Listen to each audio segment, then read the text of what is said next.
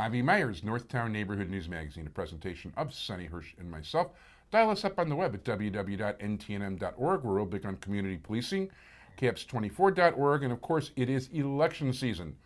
Aldermanic mayoral elections, and one of the candidates running in the 50th Ward, our home base, is somebody who's on the show now for the second time. And for the record, at this particular shoot, all 5 candidates were invited. Greg Brewer did not respond after responding that he wasn't going to appear last time, and that's not the first time he said he didn't want to come on the show at all. Mike Moses did not respond at all. Deborah Silverstein said she was going to be in Springfield, although we would have set up the cameras yesterday if we needed to, and she was in town. Alderman Stone was here already, and it is our pleasure to have Ahmed Kahn. How you doing? Avi, thank you very much for having me on again. First of all, thank you, and how's the campaign going? The campaign it's getting heated up. I mean, as the days go by and, early voting is, coming up upon us, that it's getting intense, but it is very fun, exciting. I mean, I'm getting to meet a lot of different new people in the neighborhood, so it's a great experience. Yeah, now I noticed on Facebook you're really doing your networking. Yeah, I mean, you brought it up last time, so I think it's gone up exponentially since then even. Yeah, you have more, basically everybody has a like page, and you have more than all other 4 candidates combined. Well, hopefully that's a good thing. It doesn't hurt, that's for sure. It doesn't hurt. So, I mean, are you not going to endorse yourself? Are you meeting with groups, businesses? How are you going about the campaign? Well, I mean, our campaign is completely grassroots. I mean, we are focusing it on the residents, the neighbors, and we're trying to avoid any other extracurriculars because, I mean, I think, especially in aldermanic race, it is by the community, for the community. It is about the community. So, I mean, just going door to door, networking, going to little group meetings around the neighborhood, so. Yeah, very good. I know that there's another, the debate will be over, but I know there's another debate coming up. January 19th is when the debate is. Yeah, so that will already have been ended by the time we film, and I plan to be there, and that we're not going to shoot. I'd rather interview people individually.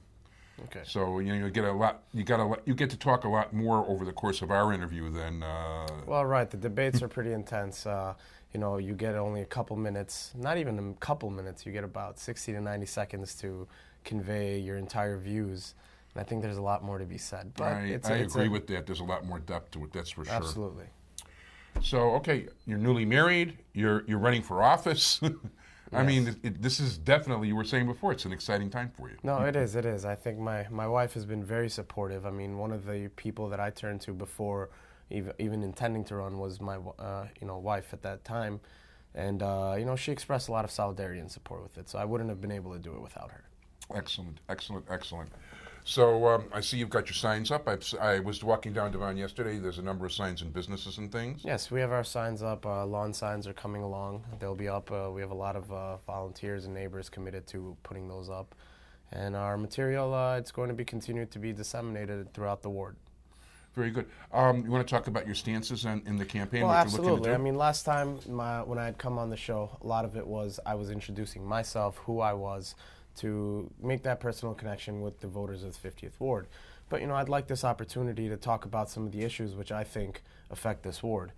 And, I mean, last time I kind of touched base on it a little bit, but the biggest things I think in the ward and in the entire city of Chicago, because I think you have to approach it with both perspectives, because when you are alderman of the ward and of the city, a representative of the city as well. I think it initiates with a lack of transparency and accountability and a lack of community involvement. I believe especially in our ward, because I like to reference what neighboring wards have done, what other neighboring wards, how they do their business and how they conduct their ward services. And I think why us located where we are, we don't have the same mechanisms. I mean, I think there needs to be an increased open door policy for the office of the alderman. And I think that it's not just an open door policy that if the community needs something, they come to the alderman, but I think the alderman needs to be grassroots. I think the alderman needs to be out there meeting local groups personally. He or she needs to be out there talking to local businesses personally. And we are in a day and age of the internet with the increased amount of technology. I think this information needs to be posted, and the various mechanisms of social networking need to be utilized to get the messages out to the community members. And one of the things that I would do is I would form a community empowerment council. That's the intended name for it, but within this council there would be various committees. whereas there might be a zoning board, there may be a public safety committee, there may be a cultural interfaith affairs committee. But basically, I think this community is thirsty for involvement.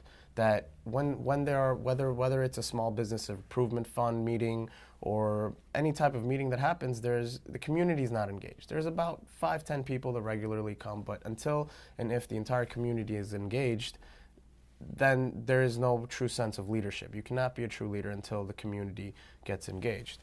And I mean, I think we have a couple of other things that, I think a lot of the other candidates and myself, there's a general platform of change, reform, progressivism that we talk about, but I think there are some details that I think I'd like to highlight with you. One of the things is that we have a numerous amount of local public schools in this area. And I think that it's the U.S. Department of Health and Human Services has cited this area as a medically underserved area, medically underserved population. Interesting. Yes, I mean, the information is up there. If you put, I put my address in, and it came up that your address is in this area. And it's underserved in the areas of primary practice, mental health, dental providers. And so I think one of the simplest things that an alderman can leverage and initiate in this ward is there's a concept of school-based health centers. I mean, another place where you can reference this is the Chicago Public Schools website, where about 70-80%, or some schools 90%, are low income.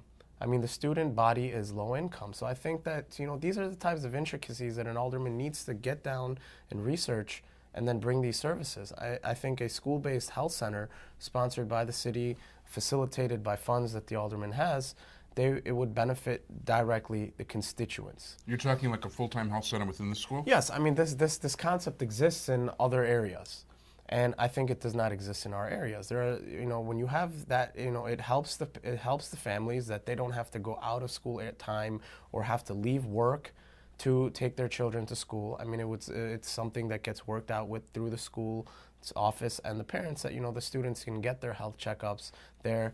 I mean, even if they don't have an ability to pay, there are mechanisms there to provide service to them as well. And I think that's a service that needs to be brought here. I mean, further talking about education, we have 2 neighboring high schools. There is no high school in the 50th Ward, yet the 50th Ward residents have 2 options.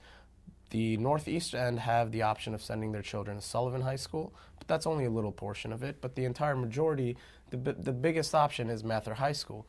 Both of these high schools are cited by the boards of education to be on probation. And I think a lot of what causes them to be on probation is that there is a significant amount of overcrowding. And when there is overcrowding, it affects the public safety. It affects the school's ability to effectively provide this education to the students. And I think one of the things that I would be interested in pursuing if elected alderman is call a meeting of the different local school officials, call a meeting with the Chicago Board of Education, and also the local residents to see if we can initiate another high school in the 50th Ward as another option. And so I think these are little things that don't often get mentioned. You okay, Avi?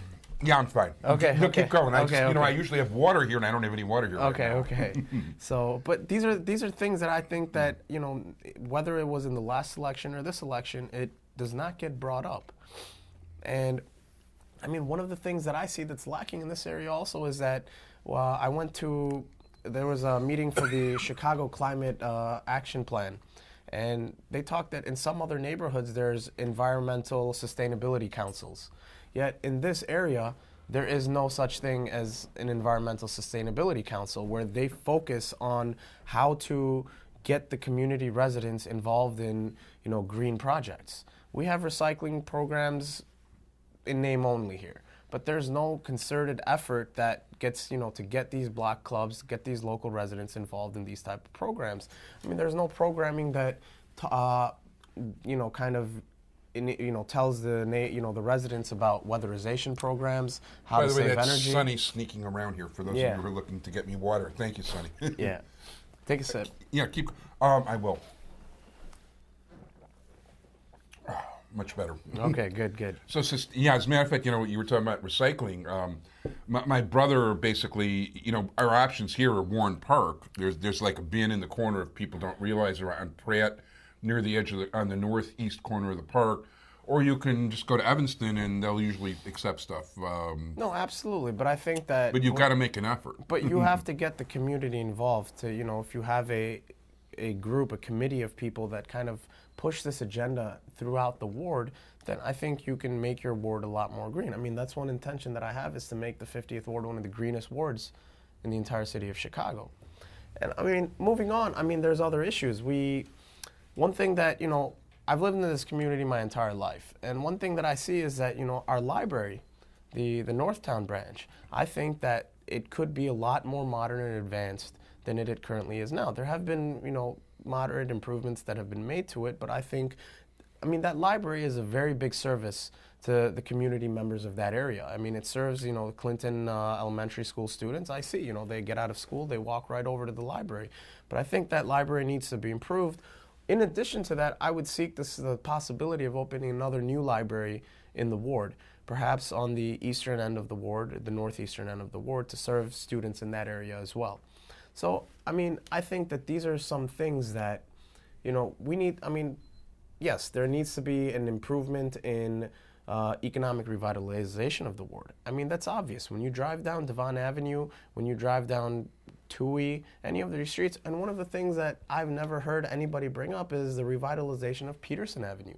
I mean, that street is shared by 2 wards, and I think you need to sit down with the alderman of that ward and, you know, see what can we do to leverage both of our aldermanic offices to develop that. There's a lot of vacant land on Peterson Avenue as well, and I think that there should be no more vacant land in this ward. There should be no more empty storefronts.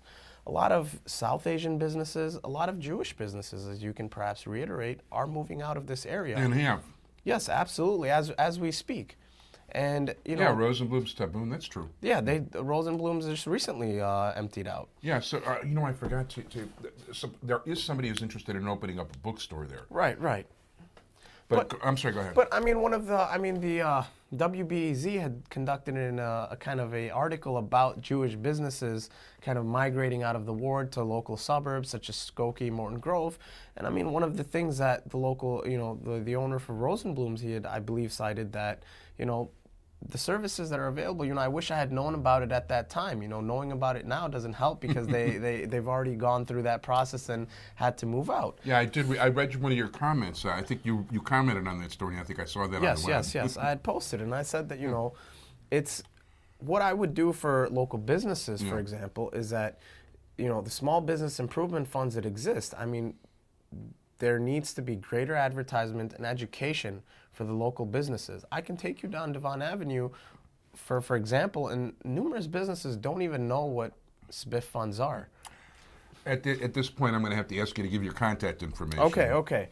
So the website is www.electahmedkhan.com. That's ELECTAHMEDKHAN, and all the information is on there. So Great, thank you so much. And you've also got a Facebook page, and we want to thank you very much. Thank you for having me again, Avi. Okay. Bye, everybody. Thanks, Sonny.